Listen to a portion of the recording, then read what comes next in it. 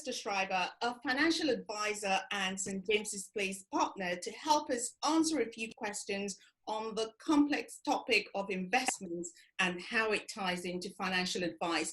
Welcome, Alistair.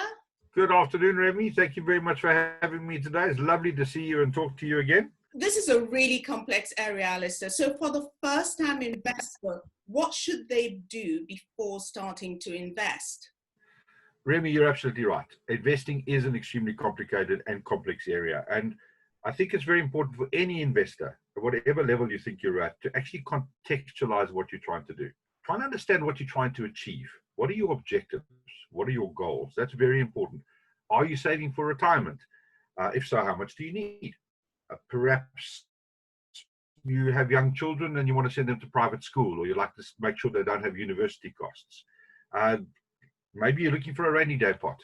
Okay, these are the kinds of things you kind of need to look at in terms of a holistic financial planning. So it's important first to understand what you're trying to achieve before you decide what type of investment you want to go into. So I would suggest that would be the first thing that an investor should do. Right. And how does having a goal help with the investment strategy? Well, I believe there are quite a few good reasons to have a goal. Okay, the first is it sets a target. I mean, like anything, if you don't know what you're aiming at, how do you know when you get there? It's as simple as that, really.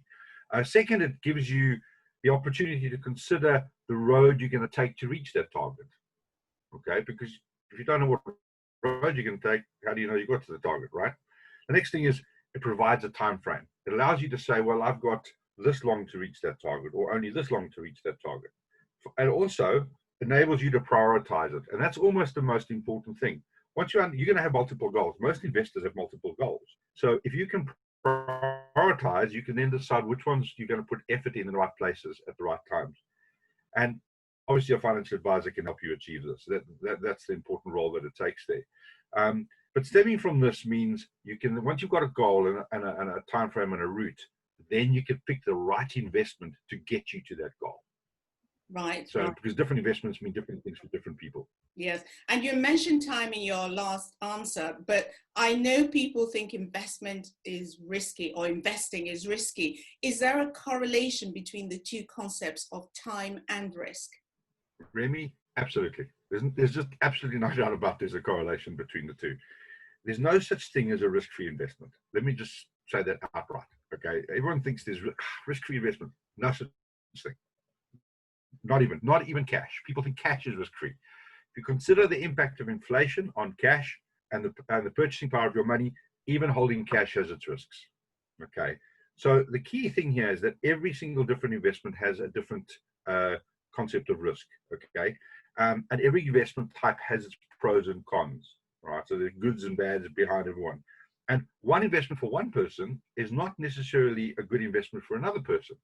But that doesn't mean to say any of the investments are bad. They're just different investments for different people for different objectives at different times. Yeah. So it's quite complicated between this. But the one thing about having a goal is that by having the goal, you've got time on your hands. And what time does is it can serve as a way to mitigate some of the risk behind some of the investments. And you've got a better chance of then achieving those objectives that you have. And investments go up and down in the short term, okay? And that's kind of called volatility. In fact, investments go up and down generally, okay? It's called volatility. And the degree of volatility, in other words, the amount of movement it has, depends on the different type of asset class that's within the investment, okay? And as a result of that, if your investments then are held for a long time, what you're able to do is generally smooth out that volatility. You're not so impacted by that level of volatility. And that's why time is an important role when it comes to investing. Right, thanks for that. And given the current market turmoil, what advice do you have for investors? I think the first thing is have a goal, have a plan, and stick to it. The number of people I've had come to me, what should I do? What should I do? Should I take my money out? In this case, we've already seen how the markets have come back already in a very short time. They went down very quickly and they came back very, very quickly. But if you have a plan, stick to it. You made that plan because you had a specific objective in mind. That's not changed. If you suddenly take all your money out of that objective, out of that plan, you're not going to achieve the objective. So it's very important that you stick to your objective. The other thing I would say to most investors is you need to diversify. Okay, you can diversify across asset class, across geography, and even across investment styles. And I think if you diversify across as much as possible, that lowers the risk associated to investments to investing. Okay, um, fundamentally good portfolios understand that while some sectors and markets fall, others will come up. Not every sector around the world, every market around the world peaks at the same time. It can't. But if you're managing an effective portfolio, you're hopefully going to be picking up the ones that do rise and mitigating any risk on the downside of ones that perhaps are not doing as well as you could have. Yeah. Whether you've got your own portfolio or if you don't have the time to have your own portfolio, make sure you work with someone that's reputable, that's able to help you. And are there any particular areas you think people should invest in? The question is, what should you do first? Okay. And if you're in the UK, I would say there are a couple of things you should do. And my answer to this question is not going to be about share tips or sector tips or anything like that, because that's not possible for me to do. One sector for one person might not be right for another. So it's not possible for me to do that. But I can say this to you. First thing every person should consider doing is make sure you're able to measure each investment that you want to consider. Make sure you can measure them on a level playing field. What are you looking for from that particular investment? Remember, everybody has different levels of knowledge, interest, capacity to invest. So it's important to make sure you understand what that investment can actually do. On a more general level, in the UK at the moment, probably the best thing you can put your money into is your retirement plan. Honestly, and the reason for that is the tax advantages for the money going in are phenomenal, and the tax advantages for taking the money out are absolutely incredible. Okay, to give you an example why I say that, Sanlam in 2019 said that the average pot was around £355,000 that people had in a pension, okay, or a retirement plan, the same thing, which is about 13,000 per annum, right? Which is 20,000 less than what most people need in their pension plan. Imagine that, 20,000 less. So most people aren't saving enough, okay? But so what can you put into your pension? Well, the tax incentives are brilliant. You can put up to £40,000 a year tax-free into your pension, or the equivalent of your relevant earnings. Yeah, when you take money out of your pension, the first 25% is tax-free. Wow. So no, there's no investment in the whole world that just from a tax break point of view can match that. Actually, it's actually quite phenomenal.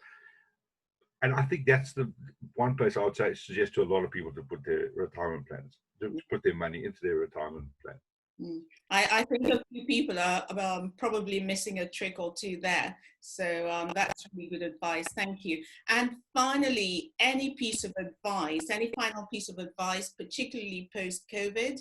Remy, I think you and I would both agree. COVID has certainly shown us that the worldwide epidemic has cost humanity. There's been a huge human cost to it, okay? And there's no doubt about that. I think a lot of people have taken time to consider now what the current future financial security might be. And I think it's a good time to assess it. There's nothing like a bit of a shock to make you go, okay, we need to look at this a bit more carefully. The virus has taught us one thing. You've only got one life to live. Let's get on with it and live it now as best as we possibly can. And we need to get on with it, get our affairs in order. So if there's anything I could say to you, get a good financial advisor, sit down and work it out. Work out what it is, where you want to be. Start putting the plans in place. Choose the correct investments. Go and look at it. It is a complex area, but it's not insurmountable for anybody to actually be involved in this particular sector. If you don't have the time to do it, it doesn't matter how financially astute you are or where you are, get a good lawyer and a financial advisor on your side. Make sure they're part of your team. Honestly, that's the best thing I could suggest to anyone to do. You need to have these things in place. It won't be the only pandemic we face. It really won't be. Certainly not. But we can certainly be better prepared for the next one. And that is my suggestion to most people post-COVID. Well, thank you so much, Alistair. I know it's been a short interview, but I think that we've learned so much, especially about retirement plans and lots of tips. Thank you so much. My pleasure, Remy. Thank you very much for having me today. Nice to talk to you. Thank you. So please read the disclaimer that's coming up, and it's followed by Alistair's contact details. Thank you.